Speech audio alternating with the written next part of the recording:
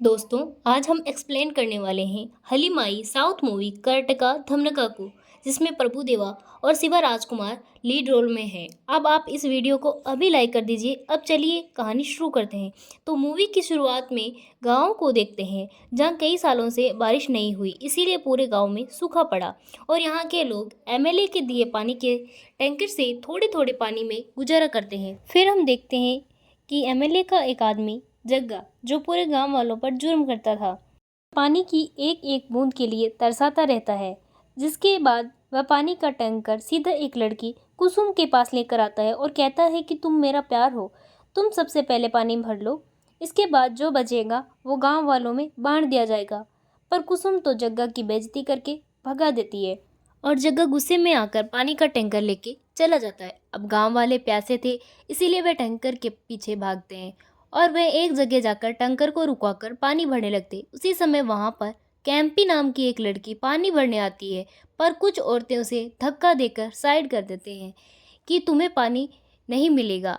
असल में कैंपी के पिता शराब बनाते थे, इसीलिए गांव में रह रहे ज़्यादातर आदमी थे, इसीलिए औरतें कैंपी से नफरत करती। इसके बाद हम रमणा नाम के गांव के मुखिया को देखते हैं, जो नंदी जी की पूजा कर रहे होते हैं और उनकी बातों से हमें पता चलता है कि इस गांव में 14 सालों से सूखा पड़ रहा है और गांव के कई सारे लोग गांव छोड़कर भी जा चुके हैं। इसी कारण से उन्हें गांव में सबसे बड़ा मेला 10 सालों से नहीं लगा है। इसीलिए रमणा प्रार्थना करता है कि गांव में ये लोग वापस लौट आए ताकि मेला लग सके, हमें ऐसे पानी के लिए तरसना ना पड़े। तभी वहाँ पर एक आवाज़ आती है कि तुम्हारी प्रार्थना भगवान ने सुन ली है, और हम देख पाते हैं कि ये शब्द वहाँ बैठे एक बाबा के थे, जो असल में बाबा को सब अजय कहकर बुलाते। और अजय ने आज कई सालों बाद कुछ कहा था। अजय कहते हैं कि तुम्हारे गांव के लोग आएंगे और मेला जरूर लगेगा, और यह बोलकर फिर वे मौन धारण कर लेते हैं। अब अजय की बात सुनकर रमणा काफ़ी खुश हो गए थे, इसीलिए वह यह बात सब लोगों को बता देते हैं। फिर अगले दिन रमणा वहाँ के एमएलए से जाकर मिलता है और रमणा कहता है कि हमारे गांव में ठीक से पानी के टैंकर नहीं पहुँच रहे हैं। जिस पर एमएलए कहता है कि मैं 2 टैंकर भिजवाता तो हूँ, लेकिन रमणा बताते हैं कि 2 टैंकर में कुछ भी नहीं होगा।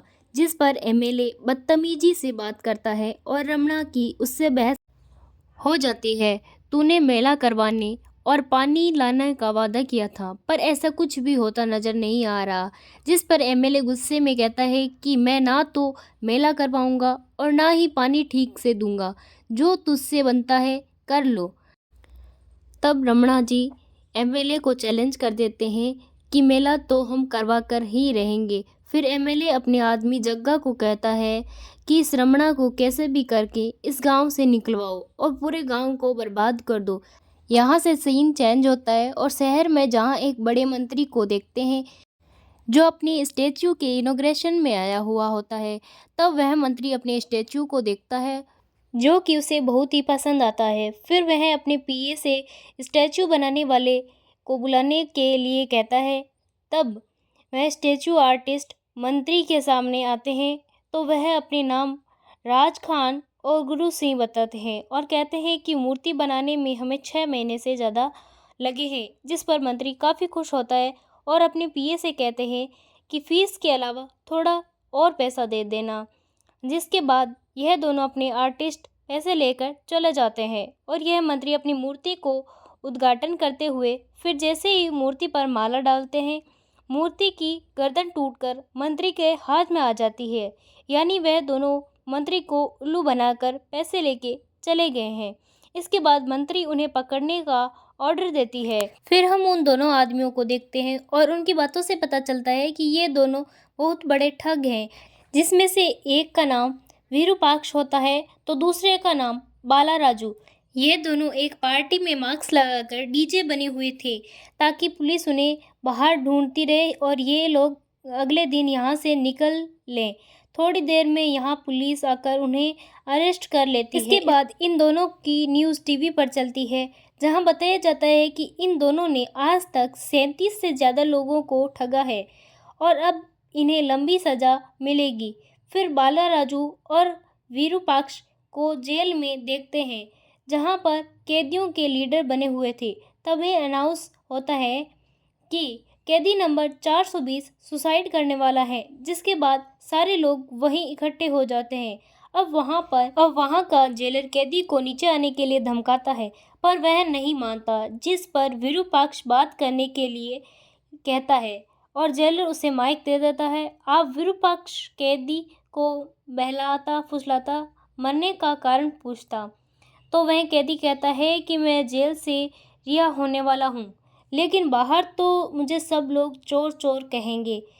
तब विरूपाक्ष उसे मोटिवेट करता है कि चोर होना तो अच्छी बात है, हमारे कारण ही तो पुलिस की रोजी रोटी चलती है।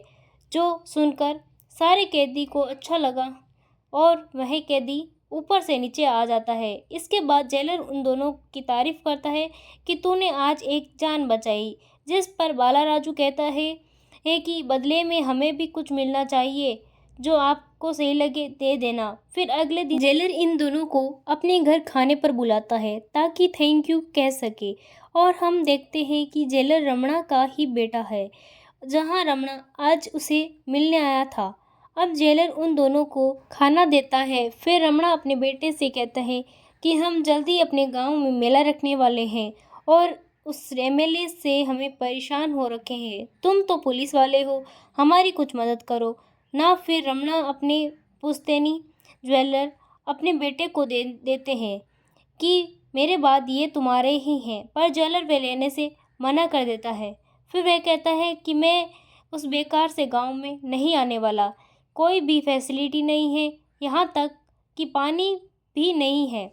अपने पिता को कहता है कि आप भी यहाँ पर रुक जाएं, फालतू में उस गांव में अकेले मर जाएंगे।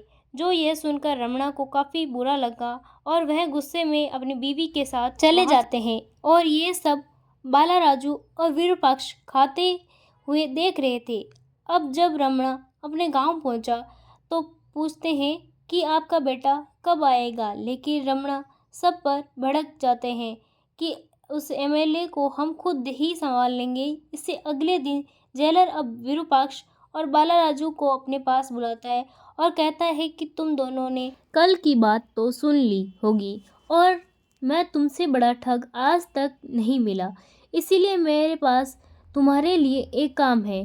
तुम मेरे गांव जाकर ऐसा खेल खेलना होगा जिससे मेरे माँ बाप मेरे पास गांव से वापस आ जाएं, और अगर ऐसा तुमने कर दिया तो तुम्हारे ऊपर से सारे चार्ज माफ़ करवा दूंगा, और अगर तूने भागने की कोशिश की तो सबसे पहले मैं तुम्हें मारूंगा। जिसके बाद आज़ादी के लालच में जेलर से डील करते हैं और अगले दिन वह रमणा के गांव के लिए निकल जाते हैं। अब ये गांव रेगिस्तान के इलाके में था, इसीलिए वहां पर भयंकर गर्मी पड़ रही थी, जिसे रास्ते में दोनों की हालत खराब होने लगी। पर जैसे तैसे वह रास्ता तय करते। इधर गांव में हम पानी के लिए रमणा और जग्गा को लड़ते हुए देखते हैं। जग्गा गांव के लोगों को मारने लगता है। उसी समय वहां पर ये दोनों पहुंच जाते हैं और फिर ये आते ही सबसे पहले दोनों पानी पीते हैं, जो देखकर जग्गा आग बबूला हो जाता है और उन्हें रोकता है। तब ये दोनों उसे उठाकर फेंक देते हैं। तभी विरूपाक्ष की नज़र कुसुम पर पड़ती है और उसकी पहली नज़र में वह पसंद आ जाती है, और वहीं पर बालाराजू भी कैंपी को देखकर फिदा हो जाता है। पर इतनी देर में वहाँ जग्गा के आदमी दोनों पर हमला करते हैं और यह दोनों सबको मार के भगा देते हैं, और जग्गा गुस्से में कहता है कि मैं तुम्हें मारने ज़रूर आऊँगा। अब इसके बाद लोग टैंकर से पानी भरने लगते हैं, और यहाँ फिर से आज कैंपी को पानी भरने के लिए नहीं दिया जाता, जिस पर बालाराजू को उन्हें ऐसा करने से रोकते हैं, पर वह नहीं मानते। फिर रमणा उन दोनों को अपने घर पर इनवाइट करते हैं। अब जब वह दोनों रमणा के घर पर होते हैं तब रमणा उनसे नाम पूछता है, जिस पर विरूपाक्ष को कोई नाम नहीं सूझता, तो वो सामने टंगी फोटो को देखकर दोनों के नाम बताता है कि मेरा नाम नागाराजू और मेरा भाई का नाम बसुराजू। अब रमणा ये नाम सुनते ही पूछताछ करने लगते हैं कि तुम तो हमारी ही साइड के ही लगते हो, और ये लोग झूठ पर झूठ बोलते चले जाते हैं। इसके बाद विरूपाक्ष उन्हें बताता है कि असल में हम इस गांव में इसलिए आए हैं क्योंकि एक रात अपने सपने में नंदी जी आए थे और उन्होंने इस गांव का नाम बताया कि आकर मेरे दर्शन करो, इसीलिए हम यहाँ आए हैं। यह सुनते ही रमणा को लगता है कि ज़रूर इसे स्वयं भगवान ने हमारी मदद के लिए भेजा है और वह उन्हें अपने गांव के नंदी मंदिर ले जाता है। अब यह दोनों पहले नंदी जी की पूजा करते हैं और फिर रमणा उन्हें अजय से मिलवाता है। तब अजय इन्हें अपने पास बुलाते दोनों के कान खींचते हैं। फिर वह इशारे से बताते हैं कि इस गांव में इन दोनों को अपने माता पिता मिलेंगे और ये दोनों अच्छे इंसान बन जाएंगे। जिस पर यह सोचते हैं कि हम तो अनाथ हैं, तो ये कैसे हो सकता है। फिर वहाँ से जाते समय रमणा उन दोनों को बताता है कि हमारे गांव में 2 जुलाई को मेला रहेगा, उसमें आपको ज़रूर आना है। इसके बाद बालाराजू विरूपाक्ष को कहता है कि अब हम रमणा को लेकर कैसे जाएंगे, जिस पर विरूपाक्ष प्लान बनाता है कि हम नंदी जी से बात करने का नाटक करेंगे और फिर उनको विश्वास दिलाकर जेलर के माँ बाप को उनके पास ले जाएंगे। फिर गांव का एक आदमी इन दोनों की मेले तक गांव में रुकने की व्यवस्था करवा देता है और वहां उनके लिए कैंपी और कुसुम खाना लेकर आती है। तब बालाराजू कहता है कि सिर्फ खाने से क्या होगा, थोड़ी शराब मिल जाती तो मज़ा आ जाता। यह सुनकर कैंपी पहले तो हैरान होती है, लेकिन मेहमान की बात टाल नहीं सकती थी, इसीलिए वह उन दोनों के साथ लेकर घर चली आती है। तब वहाँ जाते हैं कि कैंपी की सौतेली माँ उसको चांटा लगा देती है कि आज पूरे दिन कहाँ थी, शराब कौन बनाएगा, और कैंपी रोते हुए वहाँ से चली जाती है। यह देखकर बालाराजू कैंपी के बारे में कुसुम से पूछता है तो वह बता देती है कि कैंपी की माँ बहुत पहले मर गई थी, इसीलिए उसके बाप ने 2 शादियाँ कर ली। यह लोग कैंपी को नौकर बनाकर रखते हैं। जिसके बाद बालाराजू कैंपी से जाकर बात करता है और उसे अपनी बातों से हंसा देता है। फिर ये लोग खूब शराब पीते हैं और यहाँ कुसुम भी विरूपाक्ष की बातों से इम्प्रेस हो जाती है। अब अगले दिन जब सब लोग पानी के टैंकर के इंतज़ार कर रहे होते हैं, तब एक आदमी आकर बताता है कि एमएलए पानी के टैंकर नहीं भेजने वाला। जिस पर विरूपाक्ष कहता है कि ऐसे तो काम नहीं चलने वाला, और वह फिर से नंदी जी का एक झूठा सपना बताते हैं कि उनके कल रात सपने में नंदी जी आकर 4 टैंकर पानी लेकर आने वाला हूँ, इसीलिए अब वह मैं ही लेकर आऊँगा। यह कहकर ये दोनों एमएलए से मिलने चले जाते हैं। इधर हम एमएलए को देखते हैं जो जग्गा से आकर पूछ रहा था कि आखिर तुझे मारा किसने और तूने बदला क्यों नहीं लिया। तभी वहाँ पर ये दोनों आ जाते हैं और वह एमएलए से कहते हैं कि हम आपसे डील करनी है और हमने इसे मारा है।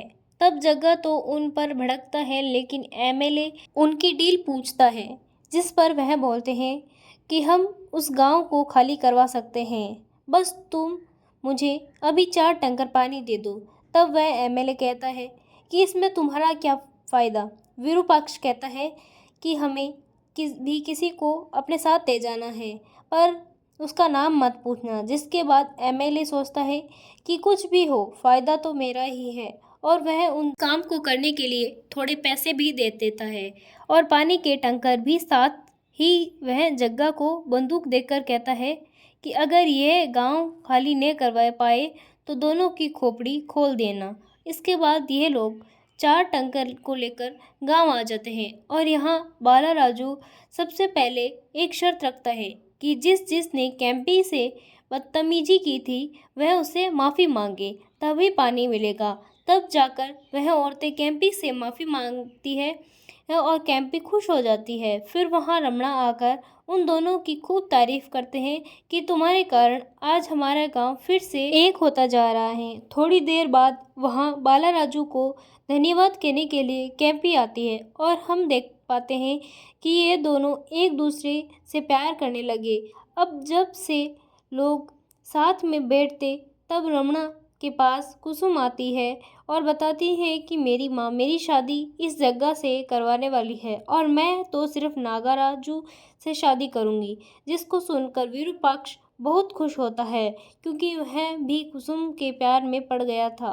अब बालाराजू अपने दोस्त की शादी के लिए हाँ कर देता है और रमणा से कहता है कि ठीक है, मैं तुम्हारी माँ से बात करूँगा। इसके बाद यह लोग शाम को ही रिश्ता लेकर कुसुम के घर आ जाते हैं और ये कुसुम की माँ विरूपाक्ष की बेइज्जती कर देती है कि तुम्हारे माँ बाप कौन हैं, मैं ऐसे ही ऐरे गैरे से अपनी बेटी की शादी नहीं करवाऊंगी। कम से कम वह जगह इस गांव का तो है और एमएलए के साथ भी रहता है। जिस पर कुसुम की अपनी माँ से बहस हो जाती है और उनकी माँ कहती है कि मैंने भी एक पुलिस वाले से शादी की थी, लेकिन बाद में पता चलता है कि वह तो चोर है और फिर मैंने तुझे अकेले पाला, इसीलिए अब मैं अपनी तरह तेरी ज़िंदगी बर्बाद नहीं होने दूंगी। और यह सुनकर रमणा कहते हैं कि ठीक है, तुम सब अभी मंदिर चलो। अब मंदिर में जाते ही रमणा नंदी जी को साक्षी मानकर इन दोनों को गोद ले लेते हैं कि आज से यह दोनों मेरे बेटे हुए, और वह अपनी पुश्तैनी जेवर उन दोनों को दे देते हैं, जो देखकर ये दोनों भी इमोशनल हो जाते हैं। फिर रमणा कुसुम की माँ से कहते हैं कि आज से यह दो मेरी संतान है, क्या अब तुम अपनी बेटी की शादी इनसे करवाओगी?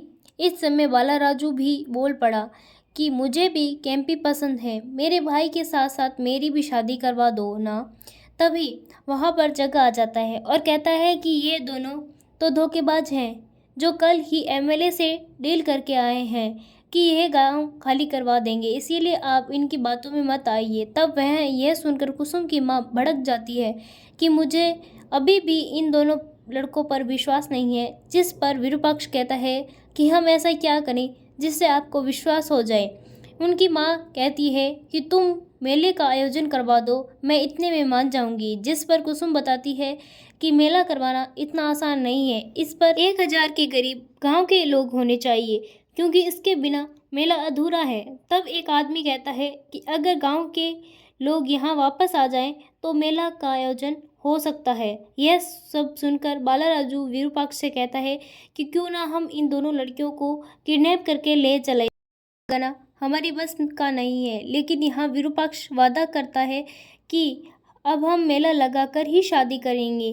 जग्गा कहता है कि ठीक है, मैं वादा करता हूँ कि मेला नहीं लगने दूंगा और कुसुम मेरी होगी। अब इसके बाद यह दोनों प्लान बनाते हैं कि मेला कैसे लगवाएं, क्योंकि इन दोनों को शादी करनी थी। तब ये लोग सीधे अपने पुराने आदमी से जाकर मिलते हैं और वह देखते हैं कि कुछ लड़के पानी वेस्ट करके सावर डांस कर रहे हैं, जिस पर उनका साथी कहता है कि ये लोग हमारी कभी नहीं सुनते और उल्टा हमें ही मारते हैं। अब ये दोनों लड़कों को पानी वेस्ट करने से रोकते हैं, पर वो दोनों उल्टा उन पर हाथ उठा देते हैं, जिसके बाद ये लाइन से सबको पीटते हैं और कहते हैं कि पानी की एक एक बूंद कीमती होती है, इसे वेस्ट ना किया करो। यहाँ इन दोनों की बातों से ही हमें समझ आता है कि शायद अब ये दोनों बदलने लगे हैं। इसके बाद ये लोग अपने साथी को एक प्लान बताकर उसे अपने में शामिल कर लेते हैं। अब सीन चेंज होता है और हम देखते हैं कि दोनों आधी रात में एक लेडी के घर पर आते हैं और उनसे किराने का सामान लेकर चले जाते हैं, जिससे उस लेडी को शक होता है कि ये लोग रात में क्या करने वाले हैं, इसलिए वह उसका पीछा करती है। फिर ये दोनों सीधा एक बंजर ज़मीन पर जाकर खुदाई शुरू करते हैं और उनकी बातों से हमें समझ आता है कि ये दोनों का प्लान है, जिसे खुदाई के दौरान ही इन्हें सोने का सिक्का मिलता है और ये ज़ोर ज़ोर से चिल्लाने लगते हैं कि इस ज़मीन से आखिर ही सोने के सिक्के निकल आए। अब यह सुनते ही वह औरत भी उसके सामने आ जाती है और कि मुझे भी सोने के सिक्के चाहिए, जिस पर यह उसे ज़मीन खोदने के लिए कहते हैं। खुद आराम से लेट जाते हैं। फिर वह औरत खुदाई शुरू करती है और बाला राजू वहीं पर सोने का सिक्का फेंक देता है, जो देखकर औरत काफ़ी खुश हो जाती है कि हाँ, यहाँ तो सच में सोने के सिक्के निकले हैं। अब वह खुशी खुशी से वहीं पर एकदम से गिर पड़ती है। इतनी देर में उसका पति उसे ढूंढता हुआ आ जाता है, जो सोचता है कि यह दोनों मिलकर मेरी बीवी के साथ कुछ गलत कर रहे थे, इसीलिए अगली सुबह ही पंचायत रख दी जाती है और वहाँ आदमी अपनी बीवी पर इन्होंने इल्ज़ाम लगाता है। यहाँ तक कि कुसुम और कैंपी भी विरूपाक्ष और बालराजू को धोखेबाज कहती है। तब वह औरत विरूपाक्ष से पूछकर सबके सामने सच बता देती है कि असल में मुझे ज़मीन से सोने का सिक्का मिला था। अब यह सुनकर पूरे गांव ही चौंक जाता है और सब लोग सोने का सिक्का ढूंढने चले जाते हैं, जिसके बाद कुसुम और कैंपी भी इन दोनों से माफ़ी मांग लेती है। अब उस एरिए में सारे लोग मिलकर खुदाई शुरू कर देते हैं और हमें फ्लैशबैक में दिखाते हैं कि विरूपाक्ष और बालराजू ने मिलकर वहाँ पर जगह जगह खुदाई करके सोने के सिक्के डाल दिए थे, ताकि जब गांव वाले लोग खुदाई करें तो कुछ लोगों को सोने के सिक्के मिलते रहे, ताकि उन्हें विश्वास हो पाए। अब ऐसे ही करके गांव वालों को इस जगह पर सोने के सिक्के मिलते रहे। तभी वहाँ जग्गा आकर कहता है कि सारे सिक्के नकली हैं और गांव वालों को भड़काने लगता है। तभी इस समय एंट्री होती है उनके तीसरे साथी की, जो वहाँ सुनार बनकर आया था, और वह सिक्कों को देखकर कहता है कि ये तो प्योर गोल्ड है, और वह उन्हें खरीदने की बात करता है, जिससे गांव वाले काफ़ी खुश होते हैं और हर कोई सिक्के के बदले पैसे लेने लगता है। अब यह देखकर विरूपाक्ष कहता है कि गांव वालों के लोग परिवार में बहुत कम लोग हैं। अगर पूरे परिवार गांव में आकर सोने के सिक्के ढूंढने लगे तो सोचो कि यह लोग कितने अमीर बन जाएंगे। सुनकर गांव वाले लोग अपने परिवार के लोगों को सोने के सिक्के के बारे में बात कर शहर से बुलाने लगते हैं, जिसके बाद गांव के सारे लोग एक एक करके सोने के सिक्के के लालच में आ जाते हैं और उस पूरे एरिया की खुदाई शुरू हो जाती है, जहां आए दिन लोगों को बस सिक्के मिलते रहते हैं।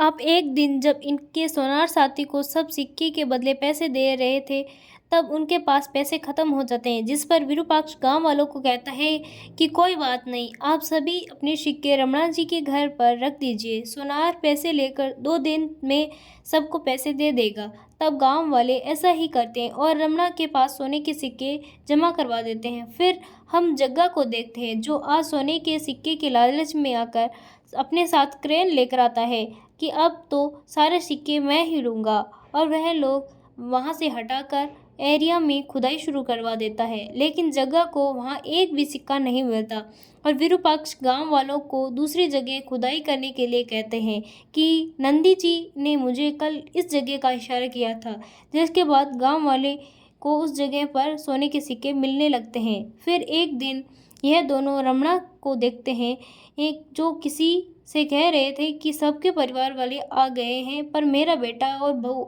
अब तक नहीं आए। यह सुनकर इन दोनों को काफ़ी बुरा लगता है और सीधे जेलर को फ़ोन कर देते हैं कि आपको यहाँ आना पड़ेगा, क्योंकि आपके पिता ने हम दोनों को गोद ले लिया है। और जेलर यह सुनकर हैरान था। फिर जब यह लोग गांव वालों मिलते हैं तो सारे गांव वाले इन दोनों का शुक्रिया अदा करते हैं कि आपके कारण अब हम भी पैसे पा रहे हैं। अगर आप नहीं होते तो हमें इन सिक्कों के बारे में कभी नहीं पता चलता कि अब हम इन पैसों से क्या क्या करने वाले हैं। कोई कहता कि मैं अपनी बेटी की शादी करूंगा, तो कोई कहता कि मैं अपने पिता का इलाज करवाऊंगी। अब तो इन सब की बातें सुनकर इन दोनों का दिल भर आता और ये एक जगह बैठकर कहने लगते हैं कि हम इन लोगों के साथ गलत किया है, इन गांव वालों को हमें पैसे दे देने चाहिए। तभी वहाँ पर एक लड़का आकर बताता है कि आप यहाँ पर मत बैठिए, इस जगह पर गलती करने वाले लोगों को बांध देते हैं और उन्हें फिर कोवे खाते हैं, जिसे सुनकर ये दोनों डर जाते हैं। अब सीन चेंज होता है और हम देखते हैं कि रमणा मंदिर में ऐलान करते हैं कि आज से मेरी जगह ये दोनों मंदिर की पूजा करेंगे, और यह सुनकर वह चले जाते हैं। जिसके बाद यह दोनों अपनी गलती की माफ़ी नंदी जी से मांगते हैं और वादा करते हैं कि हम गांव वालों के लिए कुछ अच्छा ही करेंगे। इधर जग्गा को रात हो जाती है, पर एक भी सोने का सिक्का नहीं मिलता। तब वहाँ कुसुम उनका मजाक उड़ाती है और कहती है कि अब तो 1000 लोगों से ज़्यादा इस गांव में आ चुके हैं, इसके लिए मेला तो लगकर ही रहेगा। जिसे सुनकर जग्गा को बहुत गुस्सा आता है और वह आधी रात में जागकर रमणा के घर के वालों से सोने के सिक्के उठाकर ले आता है। फिर जब उसके शहर में जाकर बेचता है तो पता चलता है कि सारे सिक्के नकली हैं, और वह यह बात गांव वालों को बताने के लिए निकल जाता है। पर इधर हम बालाराजू और विरूपाक्ष को देखते हैं, जो आज जेलर से उधार लेने जा रहे थे ताकि वह गांव वालों को सोने के सिक्के के बदले पैसे दे सके। इस समय वहां पर जगह आ जाता है, जो कहता है कि सोने के नकली थे ना, और वहाँ गांव वालों को सच बताने चला जाता है। अब ये जग्गा का पीछे करते हैं, पर जग्गा जाकर गांव वालों को सच बता देता है, जिसे सुनकर सब लोग हैरान हो जाते हैं। फिर इन दोनों से रमणा सच पूछते हैं तो ये सारी बात बता देते हैं कि हम तो चोर हैं, जो आपके बेटे के कहने पर यहाँ आए थे, और हमने ज़मीन में नकली सिक्के डाले थे ताकि सारे गांव वाले अपने परिवार वालों को बुला सके। पर यह सुनते ही सारे गांव वाले भड़क जाते हैं और उन्हें खूब मारते हैं और ये दोनों भी गांव वालों को कुछ नहीं कहते। फिर इन दोनों को उसी पिलर से बांध देते हैं जहां लोगों को सजा दी जाती थी और उन्हें ऐसे ही मरने के लिए छोड़ दिया जाता है। पर अब वहां कुसुम और कैंपी आती है जो उन्हें खोलने लगती है, पर यह दोनों मना कर देते हैं कि हमारी सजा यही है, तुम दोनों यहाँ से जाओ। इसके बाद इन दोनों के परिवार वाले इन्हें यहाँ से ले जाते हैं। अब विरूपाक्ष नंदी जी से विनती करता है कि हे प्रभु, कैसे भी करके गांव वालों को रोकिए, हम आगे से गलत काम नहीं करेंगे। फिर जब गांव वालों के परिवार वाले शहर जाने लगते हैं तो भयानक बारिश शुरू हो जाती है जो लगातार 2 दिन तक चलती रहती है और सारे गांव वाले उसी में फंस जाते हैं। अब बारिश थमने के बाद अज्जा जब मंदिर से नीचे आते हैं, जिसे देखकर सब हैरान थे कि आखिर यह इतने सालों बाद नीचे क्यों आए हैं।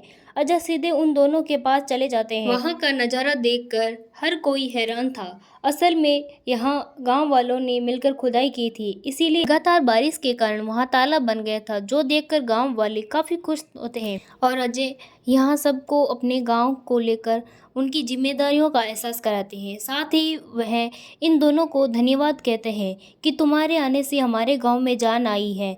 उसी समय वहाँ जेलर भी अपने पिता से मिलने पहुँच जाता है और उनसे अपनी गलती के लिए माफ़ी मांगता है। फिर वह सीधा जाकर उन दोनों को छुड़ाता है, जिसके बाद सारे गांव वाले मिलकर रहने का प्रण करते हैं। अब अगले सीन में हम देखते हैं कि मेला लग चुका होता है। उसे मेले में बालाराजू कैंपी से और विरूपाक्ष कुसुम से शादी करता है। उसी समय एमएलए वहां जग्गा के साथ आता है, जिन्हें गांव वाले भगा देते हैं और यहीं पर ये मूवी खत्म होती है। दोस्तों, आपको ये मूवी कैसी लगी कमेंट करके ज़रूर बताइएगा।